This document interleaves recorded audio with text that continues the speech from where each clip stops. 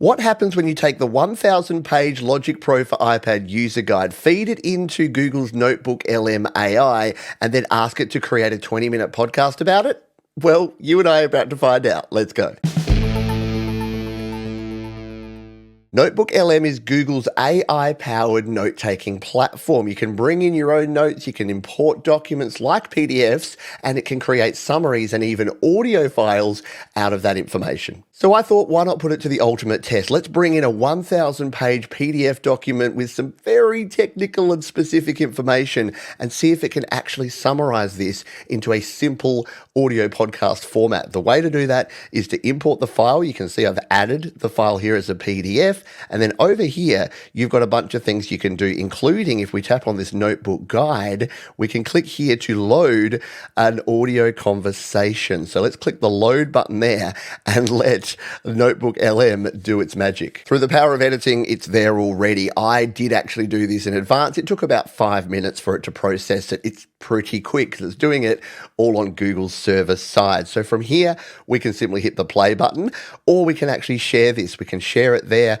with other folks, or we can even download it. So I think it's only fitting that we download this so that we can bring it into Logic Pro and play it over there. Maybe we can learn and teach ourselves Logic Pro as we listen to this audio file. And now let's drag this Logic Pro for iPad WAV file over into our Logic Pro for iPad project. It's going to convert the file, and presto, we have our audio file. Let's go back to full screen mode here, and there it is. So you can see it's a 20-minute audio file that we're going to listen to together. There'll be timestamps down below where I'll actually have the different sections. So if you want to jump around and see what it actually tells us about, you can do that. But I, for one, I'm intrigued at what the quality is going to be like, and is it going to actually be able to get valuable information out of such a large document? Let's now hit the play button and take a listen. I will be pausing every few minutes to give you my feedback, my views, and whether AI is about to take my job. So let's listen to this podcast-style conversation about Logic Pro for iPad. All right, welcome back for another deep dive. Yep. Today, we're diving into Logic Pro for iPad. You know that thing that turns your iPad into a full-blown music studio? Yeah. You sent over the Logic Pro for iPad user guide. Yeah. And this thing is absolutely packed. So think of us as your shortcut to mastering this app. We'll break down the highlights, the hidden gems, and just how you can use it to make music wherever. Really, anywhere you go. Yeah. It's pretty incredible. We used to think you needed an entire room full of gear to make, music that sounded professional. Right. But Logic Pro on the iPad really changes that. So no more excuses then, right? Yeah.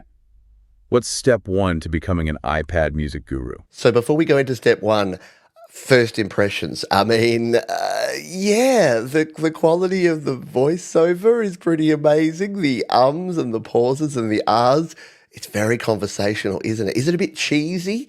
Yeah, maybe. Is it a bit scary? Not really, but you tell me your opinions. At this point, after listening to just a minute of this audio, what do you think? Are we going to get some value out of this? Let's hit play again and continue on.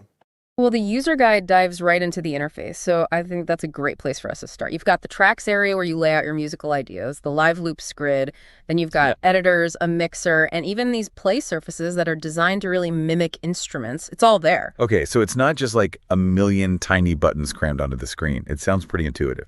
Exactly. It's designed for touch, so you can pinch and zoom to navigate, just like you would on a map on your iPad. A quick double tap will close out whatever section you're in. I love that. So I can already imagine myself composing a symphony on the train. Speaking of composing, the user guide talks about a bunch of different creative tools. One that caught my eye is live loops. It lets you trigger these musical loops live. So it's like a really cool way to just jam and see what happens. Yeah, you can think of it as building a song with musical building blocks, just kind of experiment with different combinations and get a feel for the groove before you even start writing anything down. Oh, I definitely suffer from blank page syndrome. What about making beats? It seems like everyone's dabbling in electronic music these days. Well, Logic Pro on the iPad has got you covered there, too. Okay, live loops, yeah, it's pretty obvious that it's starting with the basics, and I think that's the way that the manual kind of positions it. It's like, hey, live loops, ease your way in, and then all this other stuff. But Yeah, it's pretty impressive summarization of what it can do, and definitely, yeah, if these were real people, they would be the kind of people I'd hang with because they think that you don't need a room full of gear to create great music. But let's continue on, shall we? With this step sequencer, you can build rhythms visually and automate different parameters, giving you a ton of control over the sounds you're creating. Perfect for those of us who aren't exactly keyboard virtuosos. Now, what about pre-made loops? Does it offer anything like that? Absolutely. They have this massive library of Apple loops you can just drag and drop right into your projects. The best part is that they adjust to the tempo and key of your song, so you don't have to mess around with trying to make it fit. Okay, so that's the foundation. What if I want to actually record myself playing an instrument or singing? Yeah, no problem. You can plug in a microphone or your instrument directly into the iPad and record straight into Logic Pro. But my playing isn't always perfect, you know. Is there a way to fix those little mistakes without re-recording the whole thing? Oh, there absolutely is. Logic Pro for iPad has this awesome feature called Flex Time. Let's say you hit a note slightly off key, or the timing of a drum hit is a little off. Flex Time lets you go in and adjust the timing and pitch of your recordings. That's huge. What about for MIDI instruments? Is there a way to edit those recordings in detail? Of course, there's a full Of course, and we're probably about to hear about quantization. I know that that's already triggered some people, that flex time, because I know we don't have the full flex time and flex pitch that we have in Logic Pro for Mac that we have here on the iPad, but yeah, it's pretty good. It's giving a summary and an overview. So far, I'd say this is less of a tutorial or a guide, more of like a promotional piece. So if I wanted to convince someone that they should consider trying Logic Pro for iPad and trying it on trying to create music, then yeah, I think this is pretty good so far. Let's see what we get next. I'm banking on quantization. full-fledged piano roll editor. You can edit each individual note, adjust things like note velocity, and even use this feature called quantization to make sure your timing is perfectly aligned with the beat. Hold on. Quantization. What exactly is that? Think of quantization as a rhythmic grid. It helps to align your notes to the beat, so even if your playing is a little off, it'll still sound tight and in sync with the rest of the music. Okay. So we've recorded our instruments, we've fixed our mistakes, we've got this awesome multi-track project, but how do we keep it organized? Right. Things could get pretty messy, right? That's where track stacks come in. So imagine you're working on a song and you've got multiple guitar tracks or a bunch of different vocal harmonies. Instead of having them all scattered across your screen, track stacks let you group those tracks together. So it's like color-coded folders for your music. What if I want to go beyond the sounds that are already in Logic Pro? Well, they have a sound library with tons of downloadable sound packs. Okay. You can find everything from vintage synths and drum machines to orchestral instruments and sound effects. You're telling me I can create a whole movie score on my iPad? Pretty much. And if you want to really dive deep into drum sounds, there's an entire section dedicated to the drum machine designer. Okay. You can build custom drum kits from scratch. Wow. So it sounds like Logic Pro for iPad has pretty much everything. What about actually mixing and mastering your music? Can you really do all that on an iPad? Oh, absolutely. We'll hear about what they have to say about mixing and mastering, but yeah, pretty good so far. We've talked drum machine designer. They've talked about quantization that I predicted there as well. And yeah, just talking about this is kind of making me want to create music. So again, is this revolutionary? Well, kind of, because the technology is pretty cool that it's taken 1,000 pages and created this, and we're not even a quarter of the way through. So let's hear what it's got to say about mixing and mastering. It has a full-featured mixer. You can adjust levels, pan your instruments, add effects, and even create mix groups to control multiple tracks together. Just like having a real-life mixing board, but on your iPad. Precisely. And one of the most powerful features in the mixer is automation. So imagine you want a synth to slowly fade in during the intro, or you want the drums to kind of get louder during the chorus. With automation, you can record those changes over time. Okay, that sounds way more advanced than I ever imagined on an iPad. So we've got our mix sounding great. What about mastering? Isn't that something that usually requires tons of expensive equipment and a really trained ear? Traditionally, yes. But Logic Pro for iPad has this amazing feature called Mastering Assistant. It's basically like... I triggered the mastering assistant. So now it's analyzing. It's going to master this. I forgot that it would do that. Let's cancel that, shall we? And continue listening. Having a virtual mastering engineer right there in your app. It analyzes your mix and suggests adjustments to help you achieve a balanced and polished sound. Hold on. You know what I did there, of course, is that it semi-mastered it, and now, now it's got mastering on.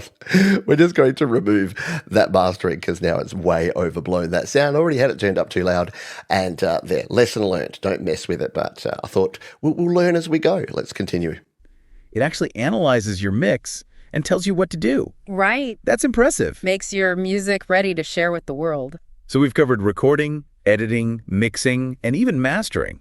What else could there possibly be to explore? We've only just scratched the surface of the instruments and effects. All right. Logic Pro is packed with just a mind-blowing collection of virtual instruments. Everything from synths and samplers to drum machines and orchestral instruments, and the effects. Let's just say you'll never run out of ways to shape your sound. I'm ready to dive into the world of virtual instruments. Let's hear what this sound library has to offer. All right, let's crank things up and explore this sonic wonderland. I'm really curious about some of the instruments you pointed out in the user guide. Oh, there are a few that I definitely want to check out. Yeah. For starters, there's Amp Designer. I'm not a guitarist myself. Yeah. But even I know guitarists are obsessed with their amps and cabinets. It seems like Amp Designer lets you recreate those iconic sounds. I'm not a guitarist myself, says person who doesn't exist. I don't know. There's something. Tell me, is this making you happy, sad, scared, excited? I've got a little bit of a combination of all of the above, to be honest. But yeah, so this guy is not a guitarist, but he knows that we care about our amps. Let's see what they got to say about the guitar amp designer here. Sounds. Oh, it's more than just recreating. You can mix and match different amps and speakers, just like you would in a real studio. You want that warm, clean sound of a classic Fender Twin reverb. You got it. Craving the raw, crunchy roar of a Marshall stack. Amp Designer has you covered. And the coolest part is you can combine different amps, cabinets, and even virtual microphones to create completely new guitar sounds. That's impressive. Okay. I'm sold on Amp Designer. What about for the sonic adventurers out there? Is there anything for people who are into more experimental sounds? Definitely. One that screams sonic exploration is Sequncer. It's this wild physical modeling synthesizer. Instead of using traditional oscillators or samples, it actually simulates the behavior of real-world objects, like strings, bells, or even wooden blocks. Wait, so it's like a virtual physics experiment that makes music? Exactly. You can tweak all these different parameters, like the material of the object, how it's being struck or plucked, even the virtual environment that it's vibrating in. It's a really deep and rewarding instrument for sound designers. Anyone who wants to create something truly unique. That's definitely going on my list to explore. But before I get too long... Okay, I'm not a synth guy. I'm going to admit that right now, but did not know that that was a thing. I've never, because I didn't come from Logic Pro or Mac. I came from GarageBand, so I had no idea that this even existed. Sequncer. This looks really cool. I'll be playing around with this. So there you go. I've learned something here today. I've learned something. I'm pretty happy with that. Let's continue on with the show. Lost in the world of sound design, let's talk about some more practical stuff. The user guide mentions a tempo track. Is that for creating tempo changes within a song? That's exactly what it's for. You know, think about those dramatic slowdowns at the end of a ballad. Or maybe you want to inject a burst of energy with a sudden tempo shift. The tempo track lets you visually map out all those changes. So you have complete control over the energy and flow of your music. It's like choreographing the energy of the song. I love it. And speaking of organization, I noticed something called markers. Are those just bookmarks for your song? They're more than just bookmarks. They're like signposts you can place throughout your song, like marking the beginning of a verse, chorus, or bridge. Really helpful for navigating larger projects. And you can even use them to quickly loop specific sections of your song. So it's kind of like a roadmap for your song. Oh. What about time signatures? I know some music plays around with different time signatures. Can Logic Pro handle that? Absolutely. It has a dedicated signature track where you define the time signature, either for your entire song or even for specific sections. Okay. So if you want to go from a standard 44 beat to a more complex 78 rhythm, you can easily do that. That's impressive. Okay, I'll say it before you do. Yes, they said 44 and 78. And look, this is what, to be honest, that is the first time that something has stood out to me as not correct. So everything else that they've mentioned here has the flex time. Yeah, you could argue that yes, it's not as good, but it still does have flex time. Everything else, quantization, yes. Drum machine designer, yes. Guitar amp designer.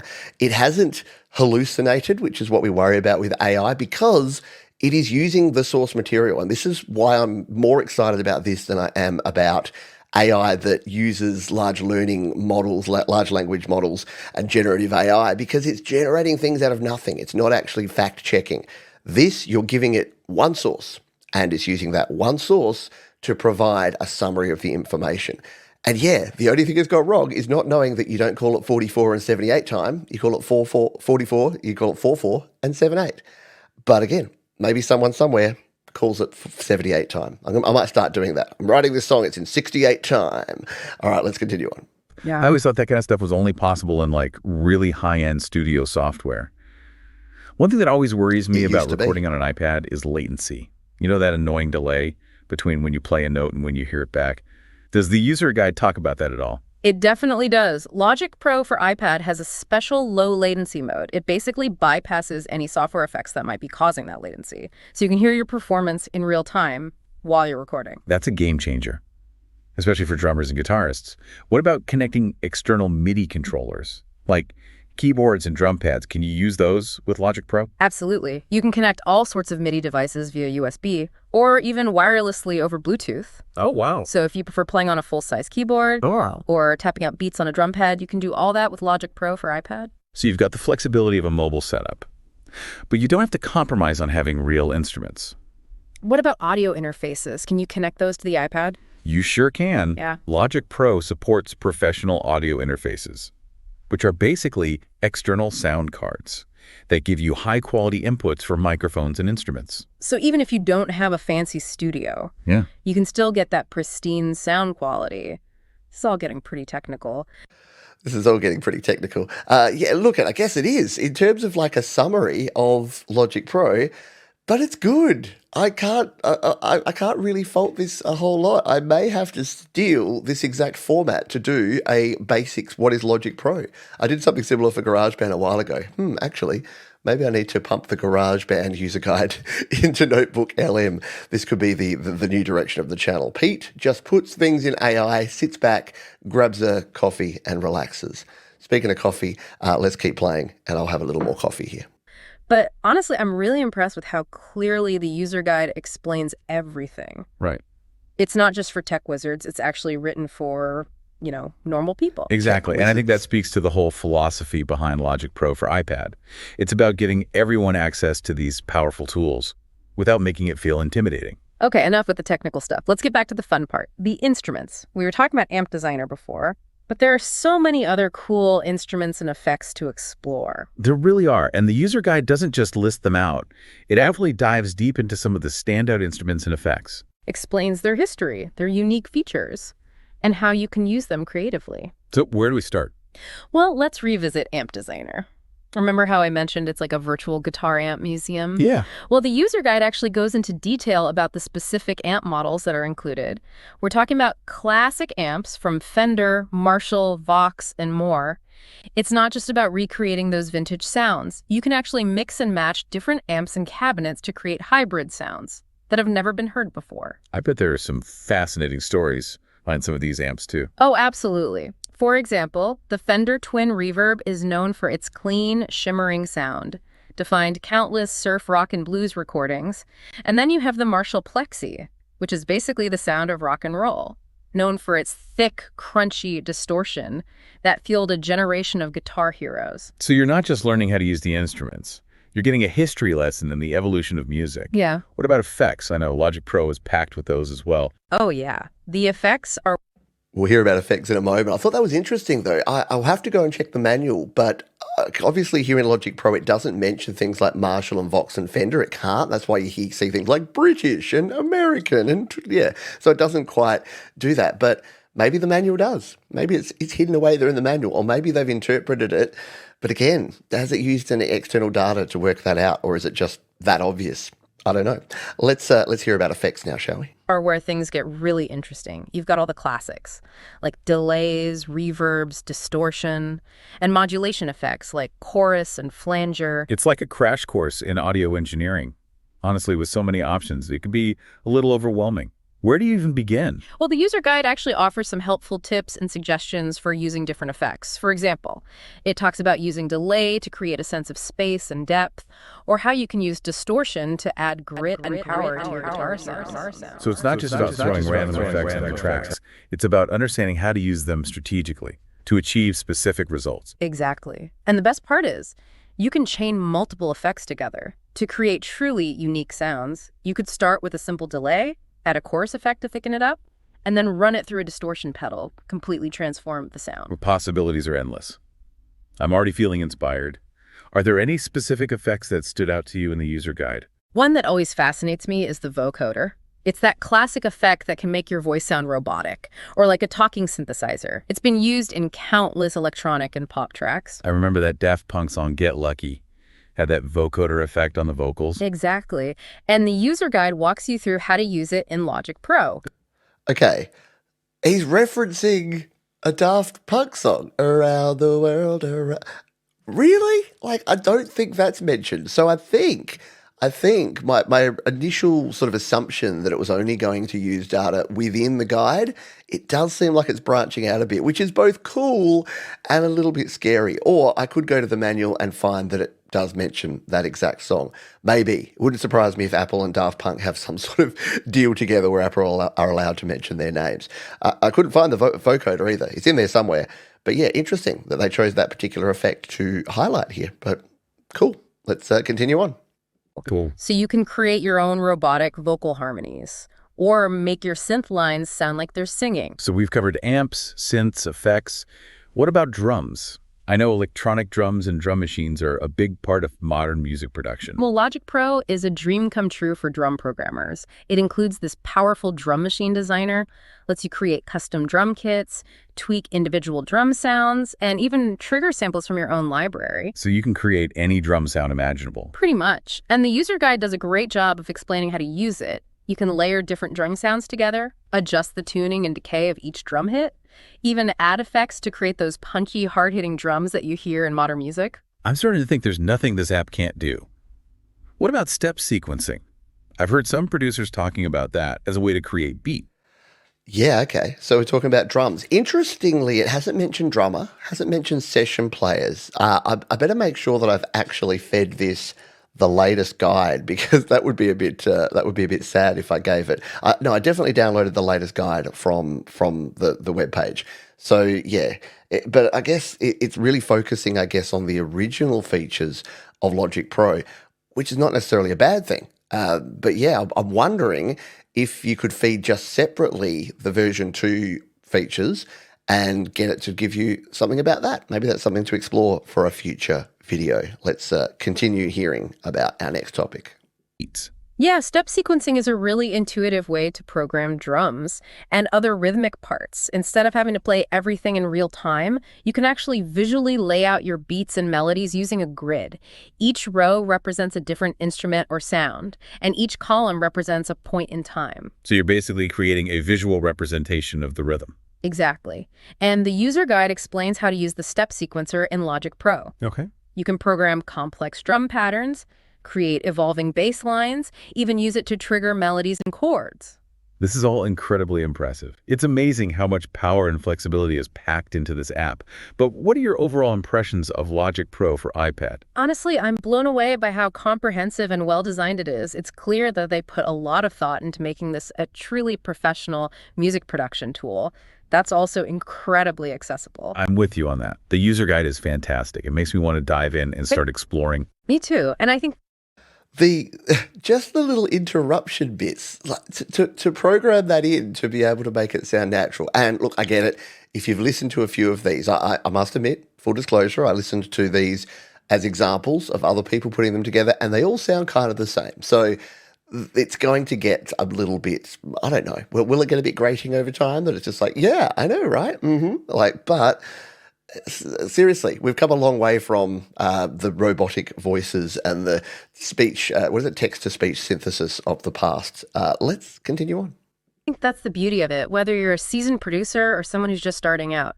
Logic Pro for iPad provides the tools and the knowledge you need to create something amazing. So what's next on our agenda? Well, we've explored the instruments and effects, But there's still a whole world of advanced features and workflows to uncover. I'm talking about things like automation, mixing techniques, all those little tricks and shortcuts that can really streamline your creative process. Sounds like we got a lot more ground to cover. I'm ready for the next level of iPad music production enlightenment. Okay. I'm ready to unlock those secrets. All right. Well, I'm ready for the next level of iPad music creation enlightenment. It's got to be one of the best sentences I've ever heard. Continue on. By the way, what are these people's names? They don't really have names, but I'm thinking the dude is going to be like Wayne, and I'm going to call the lady Sharon. They're very Australian names, though, aren't they? Maybe it's Chip and Karen. Come on, Chip and Karen. I think that's a good one. Let's continue. well, the user guide spends a good chunk of time on gestures and shortcuts, for good reason. They're essential for making music production on the iPad feel fluid and intuitive. Yeah, we're so used to using our fingers to interact with our iPads. It's got to be a lot more natural than a mouse and keyboard, right? Exactly. Logic Pro takes full advantage of those intuitive touch controls. For example, you can pinch to zoom in and out of the tracks area or the piano roll editor, just like you would with a photo. Oh, that's cool. So if I want to see the big picture of my song, I can zoom out. And then if I need to fine-tune a note, I can zoom right in. Precisely. It's so much faster than scrolling around with a mouse. Another great gesture is the double tap. If you double tap on the view control bar, it collapses all the working areas, gives you a clean view of your main arrangement. I like that. What about keyboard shortcuts? Don't worry, Logic Pro for iPad hasn't forgotten about you. It actually has a full set of keyboard shortcuts that are very similar to the desktop version. That's awesome. So if you're already a Logic Pro user on the Mac, you can pretty much jump right into the iPad version. Exactly. It's all about providing that flexibility and choice. You can use whichever method feels more natural to you. Okay. Consider, I'm listening to this going, if anything's going to trigger Logic Pro for Mac users that also use Logic Pro for iPad, it is that statement, because the keyboard shortcuts are not the same. For whatever reason, Logic Pro for iPad has far fewer keyboard shortcuts. Some of them just arbitrarily are not the same. So if you're already in the comments, aren't you? You're already like, I can't believe it doesn't know that the keyboard shortcuts aren't the same. I hear you. I'm with you. I thought before you get triggered, I'll just let you know. I hear you. I'm on your side. Now let's talk about automation, one of the most powerful features. Okay, you mentioned this earlier, but I'm still not totally clear on what it is or why it's so important. Imagine you want a synth to slowly fade in at the beginning of a song, or you want the drums to gradually build in intensity during a chorus. Automation allows you to record changes to parameters over time. Oh, I see. It gives your music that dynamic and polished feel. So instead of having to manually adjust the volume or the sound of an instrument every time something changes, I can just automate those changes. Exactly. You can automate almost anything, from volume and pan to effects parameters, even the notes themselves. Wow. How do you actually create those automations? Logic Pro offers a few different automation modes, each with its own advantages. There's touch automation, that's great for capturing quick on-the-fly changes. Let's say you want a synth to swell in volume during a certain section. You can just grab the volume fader on your iPad while the song is playing, and Logic Pro will record those movements. Well, that's cool. What if I need more precise control? That's where latch and write modes come in. Latch mode lets you record automation by latching onto a parameter, then making changes, great for creating smooth and gradual changes. And then there's write mode, gives you the most precise control over recording automation. You can literally draw in the automation curves you want. So there's a method for every situation. Once you've recorded those automations, can you go back and edit them? Absolutely. Logic Pro for iPad lets you edit automation curves with incredible precision. You can adjust the shape and timing of the curves, fine-tune the dynamics of your mix. Okay, I'm starting to see how automation can really take things to the next level. Yeah. Let's step back for a second, though. Before we step back with Chip and hear more from Karen, look, automation, that was a decent chunk of automation. And if you've never used it and you didn't know it existed, that might be enough for you to go, didn't know you could do that. Didn't know you could draw in your own automation curves. Didn't know you could use the fader and actually create automation real time while the song is playing. Look, I don't use automation almost anywhere near as much as I should, but maybe now I'll use it more. Continue, Chip. Talk about the bigger picture of Logic Pro on the iPad. One thing that really excites me is the accessibility it brings to music production. Yeah, I totally agree. It used to be that you needed a dedicated studio and expensive equipment to create professional sounding music, but now anyone with an iPad can have a powerful music studio at their fingertips. Right, it's like a democratization of music creation. Exactly. I think that's going to lead to a whole new wave of creativity and innovation in music.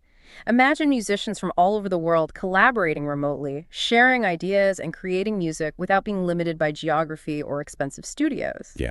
Yeah. Okay. These people, Chip and Karen, you are people or pretend beings after my own heart, because that is the best thing about music creation in 2024 is that you can collaborate. And the one thing I think that would trigger some folks there is that, like, with, all you need is an iPad. With Logic Pro, it's a fairly specific iPad. You need an iPad made in the last few years, but, that maybe that's just splitting hairs. Continue, Chip and Karen. Yeah. It's a really exciting time to be a musician. And with tools like Logic Pro for iPad, the possibilities really are endless. Absolutely. And I think the Logic Pro for iPad user guide plays a big role in making this accessible to everyone. It's not just a dry technical manual. It's really well written. And it helps you understand the concepts behind music production. Yeah, it's like having a personal music production coach right there with you. So what are your final thoughts on Logic Pro for iPad? I don't know what that noise was, Karen. Yeah.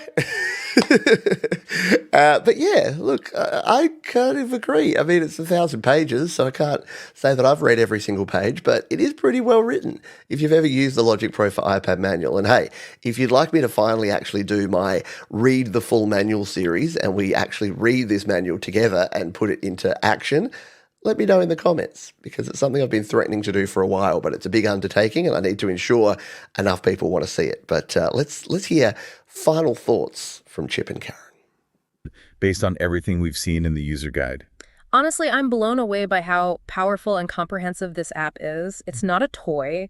It's a professional music production tool designed for the iPad. I totally agree. It's really impressive what they've been able to achieve. The user guide is a fantastic resource for anyone who wants to really dive in and explore. Yeah. Well, I think it's safe to say that this has been an incredibly enlightening deep dive. I'm feeling inspired to grab my iPad and start making some music. Me too. And I think the biggest takeaway is that the power to create professional quality music is literally at your fingertips. Don't be afraid to experiment and explore. Who knows? Maybe the next Grammy-winning album will be produced on an iPad. Maybe that album will be yours. That's a thought to leave you with. Thanks for joining us on this deep dive into Logic Pro for iPad. Until next time, keep those creative juices flowing. So, final thoughts. Yeah, that's pretty impressive. I think I'd be very interested to know who doesn't find this technology impressive. Is it perfect? No. But is it so much better than it was? I think so. The fact that within a few minutes I was able to take a very long, complicated document and pop it in here and it creates a 20-minute audio summary. Can you see the power of this, of being able to summarize documents? Not just for things like Logic Pro, but like maybe we throw in a manual for a plugin or for an app or for your car. Like imagine if you just grab the user manual for your car and throw it in here and then get it to tell you, and it'll pick out some of those features that maybe you didn't know about that you could do and how to actually use things correctly. My TV, I'm already thinking ahead. I'm like, I got a new TV and I don't know any of the settings and how to use it. I would love Chip and Karen to tell me how to wrangle my LG TV. So maybe that's something that I do in the future. So technology-wise, pretty phenomenal. Yeah, being able to create something like that. The audio quality that came out of this thing was great. I had it turned up a little bit too loud, to be honest, on Logic Pro because I didn't quite balance the volume at the start, but even so, it sounded really good. And it gave me some ideas. I'm going to go check out Sequncer, and I'm going to use more of those automation modes because I'm a very basic automation user. So I'm going to be playing around with those, and the drum machine design and the guitar amp designer. These are things that I haven't spent enough time with in Logic Pro for iPad. So in terms of it giving me ideas and inspiration, did it teach me anything? I mean, not directly, but that's really not the point.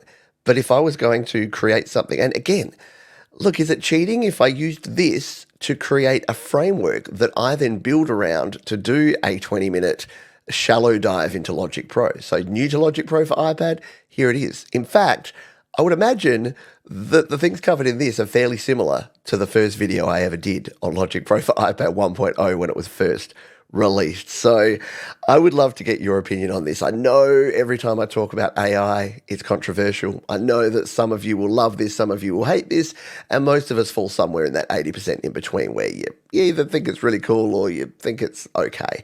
So let me know what you think. Will you use this? Check out Notebook LM. As far as I know, it's free to try right now. I haven't delved into it or dived into the details very much, but it allowed me with my regular Google account to log in, to upload a PDF and to use it. Legalities and copyright of this, I'm pretty unsure. This is going to be a bit of a test run. This is fair use because I'm providing commentary on this product. And I think, if anything, it's going to make more people go and check out Notebook LM because I think it's got some pretty powerful features in there, not just for audio, but also for video summarization, for maybe that eventually, for text-based summarization, because you can create study guides and you can create FAQs and a whole bunch of other things. So maybe we'll delve into that in a future video. That's going to do it for this one, though. What do you think? Please give me a comment. I'd love to hear what you think about this, and I'll be down in there answering each and every comment. If you'd like to learn how to use Logic Pro for iPad from a human, please check out the playlist that's linked up there, down there, over there, everywhere. And until next time, please be kind to yourself, be kind to each other, be kind to your robot overlords. I'll see you next time. Keep creating.